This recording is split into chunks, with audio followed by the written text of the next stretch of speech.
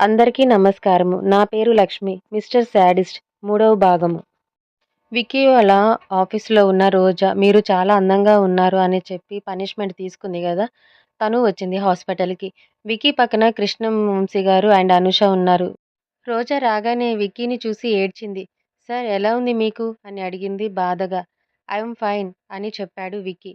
రోజా పక్క రూమ్‌లో మీ రిలేటివ్ ఉన్నాడు. వెళ్లి తనని కూడా మీట్ అవ్వు అని చెప్పాడు. రోజాకి అర్థం కాలేదు. కానీ ఎవరా అని వెంటనే పరుగు పరుగున వెళ్ళింది.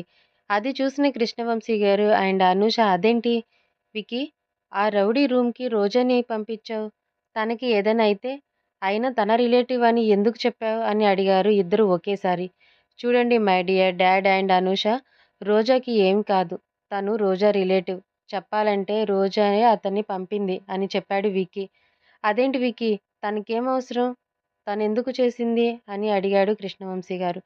డాడ్ నిజానికి రోజా మన స్టాఫ్‌లో పని చేయటానికి వచ్చిన ఎంప్లాయ్ కాదు. తను బిజినెస్‌లో నా తర్వాత పేరు తెచ్చుకున్న విశ్వనాథ్ గారి అమ్మాయి. మనకి వాళ్ళకి బిజినెస్ పరంగా చాలా గొడవలున్నాయి అని మీకు తెలుసు కదా! ఆయన రివెంజ్ ప్లాన్ చేశారు. అందుకే రోజా ఎంప్లాయ్‌గా మన ఆఫీస్‌కి వచ్చింది. నన్ను ట్రాప్ చేయటానికి ట్రై చేసింది. బట్ నేను తనని దూరంగా ఉంచాను. తనని ఫైర్ చేద్దామని అనుకున్నా. కానీ తనకి ఈ జాబ్ అవసరమేమో అనిపించింది. అందుకే తన బ్యాక్‌గ్రౌండ్ చెక్ చేశా. అప్పుడే తెలిసింది తను వాళ్ళ అమ్మాయి అని. కానీ ఎందుకొచ్చిందో ఎంక్వైరీ చేస్తే రివెంజ్ ప్లాన్ చేశారు అని అర్థమయింది. సో, తనని ఆఫీస్‌లో ఉంచే నేను రివెంజ్ తీసుకుందాం అనుకున్నా. అలాగే చేశా కూడా.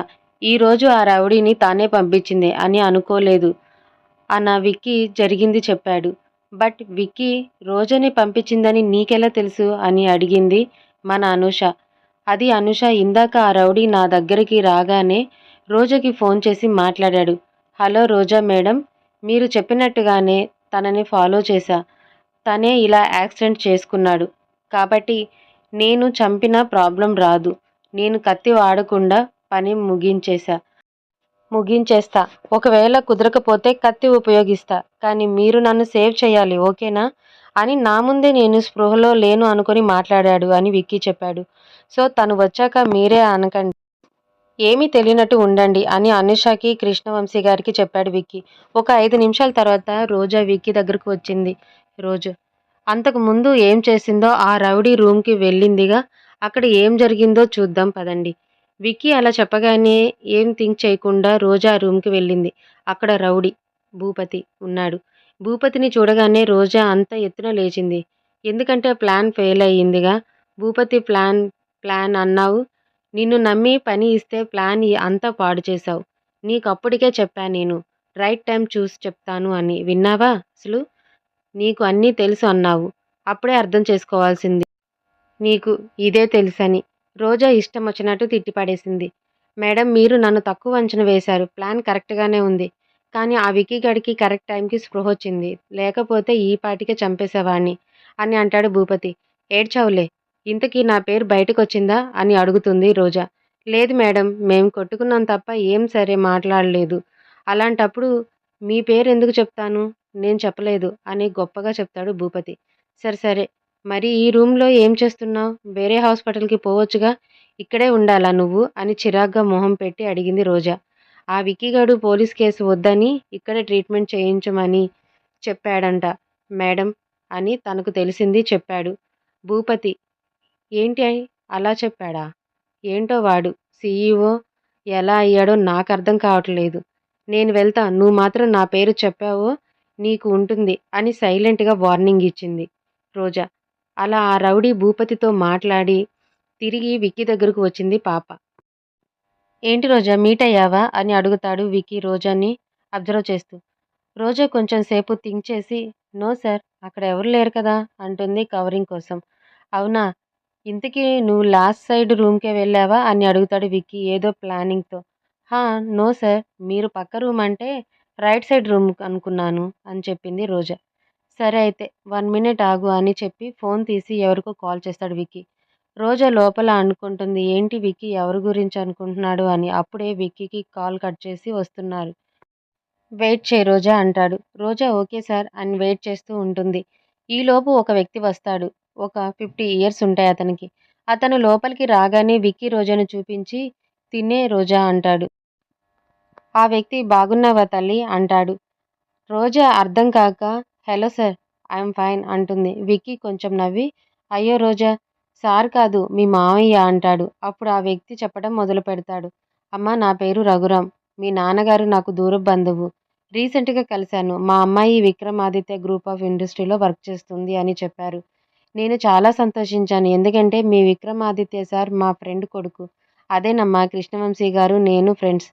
నా ఫ్రెండ్ కంపెనీలో వర్క్ చేస్తుంది అనగానే నీ పేరు అడిగాను. ఎప్పుడైనా ఇటు వైపు వస్తే కలవచ్చని రోజా అన్నారు. ఇప్పుడు మీ విక్రమాదిత్య సార్ కోసం వచ్చాను. ఆయన స్టాఫ్ వస్తుంటే నాకు నువ్వు గుర్తొచ్చావు. నీ పేరు చెప్తే విక్కీ నువ్వు రావచ్చేమో అన్నాడు. అన్నట్టుగానే వచ్చావమ్మా. ఎంతైనా నీకు మీ నాన్నలాగా మనుషులంటే చాలా ప్రేమ అని విషయం చెప్పారు రఘురామ్ గారు. ఇదంతా విన్న రోజా షాక్లో ఉంది. కానీ బయటకు తెలియకుండా అని మేనేజ్ చేస్తూ అవునా మావయ్య మీ గురించి నాన్నగారు చెప్తారు. కానీ ఎప్పుడు చూడలేదు. అందుకే గుర్తుపట్టలేదు అని రాని నవ్వుని తెప్పిస్తూ ఉంటుంది రోజా. అవునమ్మా ఇంతకి నువ్వు ఎవరి కూతురునని చెప్పావు అనగానే రోజా ఫ్యూజులు ఎగిరిపోయాయి. కాసేపు ఆగి వి విష్ణు శర్మ గారి అమ్మాయిని అంది. ఆయన వెంటనే నువ్వే మా రోజావైతే అని నవ్వుతాడు. రోజా మాత్రం లోపల ఇరిటేట్ అవుతూ బయటకు నవ్వుతుంది. ఇంకా ఇక్కడే ఉంటే రిస్క్ అని సార్ నేను వెళ్తాను అని రోజా వెళ్ళిపోతుంది. రఘురామ్ కూడా వెళ్ళిపోతాడు. వాళ్ళు ఇద్దరు వెళ్ళగానే విక్కీ నవ్వటం స్టార్ట్ చేస్తాడు. అనుష అండ్ కృష్ణవంశీ గారికి ఇది విక్కీ ప్లాన్ అని ముందే అర్థమయ్యింది. రోజా తన డీటెయిల్స్ రాంగ్ ఇచ్చింది కదా కంపెనీలో. దాన్ని బట్టి ఫేక్ రిలేటివ్ని క్రియేట్ చేశాడు విక్కీ. ఎందుకో తర్వాత చూద్దాం. అలా అయ్యాక అనుష ఇంటికి వెళ్తుంది. కృష్ణవంశీ గారు ఫోన్ చేస్తే మాట్లాడకుండా బయటకు వెళ్ళిపోయారు. మన విక్కీ ఒక్కడే ఉన్నాడు రూమ్లో. విక్కీ లేచి రూమ్ అంతా చూశాడు. విండో దగ్గరకు వెళ్ళాడు. ఒక్కసారిగా చేతిని దానికేసి కొట్టుకున్నాడు. అది గ్లాస్తో చేసింది అవటంతో విక్కీ హ్యాండ్ నుంచి బ్లడ్ కారింది. విక్కీ ఏం యూజ్ చేసిన గ్లాసే ఉంటుంది. తన వాటర్ బాటిల్ ఉంది పక్కన. దాన్ని తీసుకొని తలకి అప్పుడే తగ్గుతున్న తన గాయం పైన కొట్టుకుంటాడు స్ట్రాంగ్గా. బ్లడ్ విపరీతంగా కారుతుంది. అయ్యో ఇప్పుడే తగ్గుతుంది విక్కీకి అనుకుంటే ఇలా చేశాడేంటి? ఎందుకు ఇలా చేశాడు? విక్కీ తల నుంచి బ్లడ్ కారుతుంది. అప్పుడే నర్స్ వచ్చింది. విక్కీ చేస్తున్న పనికి తాను ఆశ్చర్యపడి డాక్టర్ని పిలవడానికి వెళ్తుంది. డాక్టర్ ఫాస్ట్గా వచ్చి విక్కీని చూసి బెడ్ మీదకు రమ్మని చెప్పారు. కానీ మన విక్కీ వినే రకం కాదుగా. ఎంతకీ వినట్లేదు. అటు తిరిగి నుంచున్నాడు. డాక్టర్ ఊరుకుంటాడా? వెంటనే మత్తు ఇంజెక్షన్ ఇచ్చాడు విక్కీ వెనక్కి నుంచి. విక్కీ పడిపోతుంటే డాక్టర్ పట్టుకున్నాడు. కానీ విక్కీని ఆపడమే కష్టంగా ఉంది. ఇంకా బెడ్ మీదకి తీసుకువెళ్ళాలి అంటే తన వల్ల కాదు. నర్సుకి చెప్పి బయట ఉన్న బౌన్సర్లని రమ్మన్నాడు. వాళ్ళు వచ్చి విక్కీని జాగ్రత్తగా బెడ్ మీదకి తీసుకువెళ్లారు. అలా చేసి బయటకు వెళ్ళిపోయారు. అప్పుడే కృష్ణవంశీ గారు వచ్చారు. లోపలికి వెళ్ళబోతుంటే సార్ ట్రీట్మెంట్ జరుగుతుంది. బయట వెయిట్ చేయమన్నారు అని చెప్పాడు అందులో ఒక బౌన్సర్. అదేంటి విక్కీ వీక్గా ఉన్నాడు అనే కదా ఇక్కడ ఇంకా ఉంచాం. ఇప్పుడు ట్రీట్మెంట్ ఏంటి అని అడిగారు కృష్ణవంశీ గారు. ఏమో సార్ విక్కీ సార్ చేతికి గాయమైంది. తల నుంచి కూడా రక్తం వస్తుంది అని చూస్తుంది చెప్పాడు బౌన్సర్. కృష్ణ గారికి ఏమీ అర్థం కాదు. కానీ కాసేపు అక్కడే ఉంటాడు డాక్టర్ కోసం వెయిట్ చేస్తూ. చాలాసేపటికి అనూష వచ్చింది. తనకి జరిగింది చెప్తే అనూష విక్కీ బిహేవియర్ తెలుసు కదా మావయ్య విక్కీ ఏమైనా చేసుకుని ఉంటాడు అంది భయంగా. కృష్ణవంశీ గారికి అదే అనిపించింది. కానీ రీజన్ లేకుండా విక్కీ అలా చేసుకోడు కదమ్మా అంటారు. యాక్సిడెంట్ మాత్రం రీజన్‌తో చేశాడా అంటుంది. ఆయన్ని చూస్తూ ఆయన మౌనంగా ఉండిపోతాడు. డాక్టర్ బయటకు వచ్చి వీళ్ళిద్దరిని చూస్తూ విక్రమ్ ఆదిత్య సార్‌కి ఏమైనా ప్రాబ్లమా అని అడిగింది డాక్టర్. వాళ్ళు ఇద్దరూ ఒకరి మొహాలు ఒకరు చూసుకొని ఏమైంది డాక్టర్ అంటారు ఒకేసారి. అప్పటి వరకు జరిగింది వాళ్ళకే చెప్తాడు డాక్టర్. వాళ్ళు మాకు తెలిసినంత వరకు ఏం జరగలేదు డాక్టర్ అని అంటారు. ఓకే. కానీ విక్రమాదిత్య సార్ అప్సెట్ అయినప్పుడు ఏం చేస్తారు? అని మళ్ళీ అడిగారు డాక్టర్.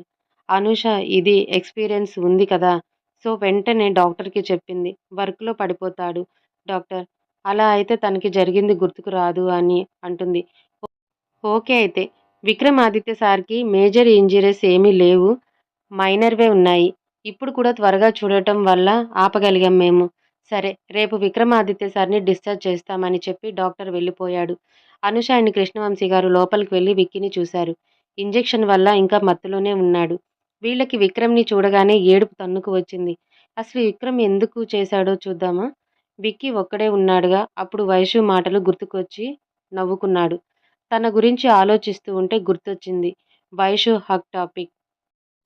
విక్కీకి వైషు మీద కోపం లేదు. ఎందుకంటే వైషు విక్కీని కిస్ చేయటం విక్కీ మాటల వల్లే కదా! విక్కీ వైషు గురించి తెలుసుకోకుండా తనతో అలా చేయించటం తప్పు అనిపించింది. విక్కీ తప్పు ఎవరు చేసినా వాళ్ళకి శాడిజం చూపించటం మాత్రం పక్కా. మరి విక్కీ తప్పు చేస్తే పనిష్ చేసుకోకుండా ఉంటాడా? అందుకే అలా చేశాడు. విక్కీ నార్మల్ అయ్యాక అనూష విక్కీని అడిగింది. ఎందుకు ఇలా చేశావని? విక్కీ దగ్గర నుంచి ఆన్సర్ లేదు. కృష్ణ గారు కూడా అడిగి చూశారు.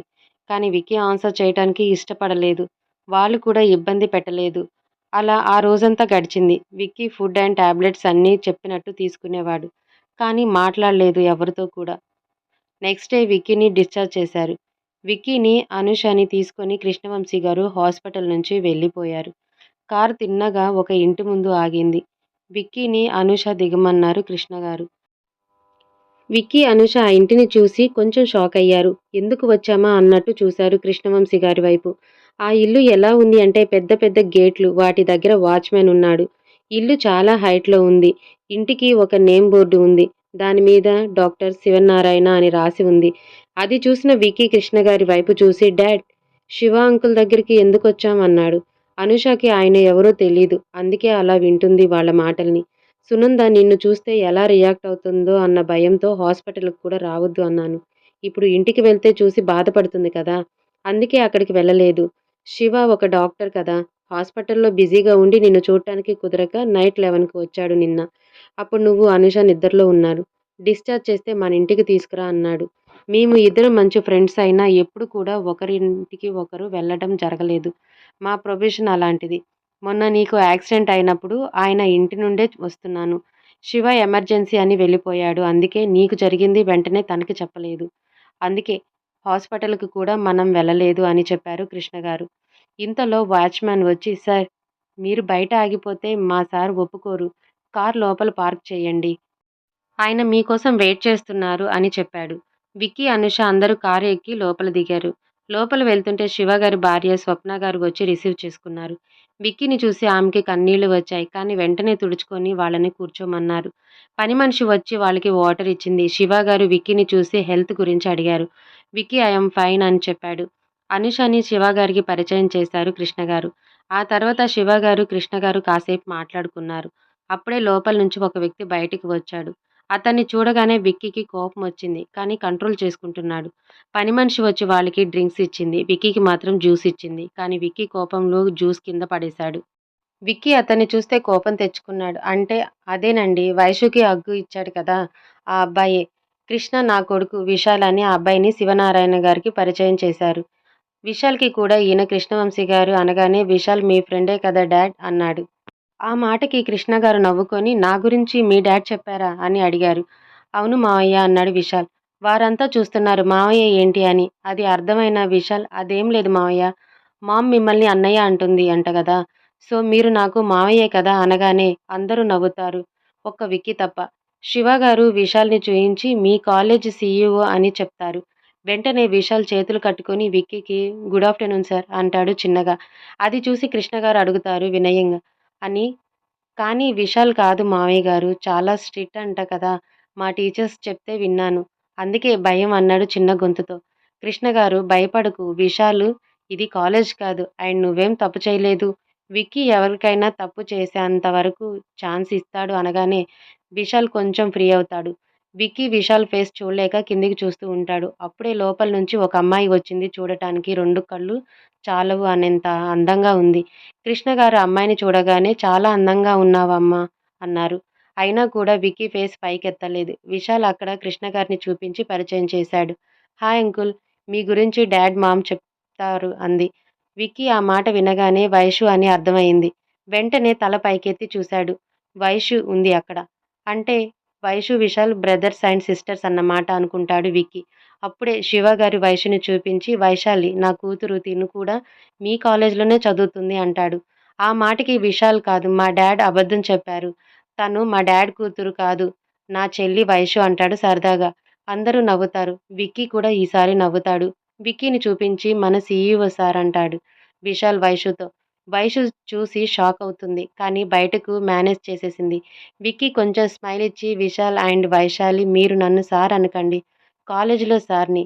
బయట బట్ కాదు అంటాడు. విశాల్‌కి అర్థమయ్యింది. ఏమనాలో కానీ వైషు అప్పుడే వచ్చిందిగా! తనకి తెలియక చూస్తుంది. మరేమనాలి? వైషు వైపు అడిగింది. విక్కీతో పాటు అందరూ నవ్వుతారు. మావయ్య కొడుకు ఏమవుతాడు వైశాలి అంటాడు విక్కీ కొంచెం స్మైల్ చేస్తూ.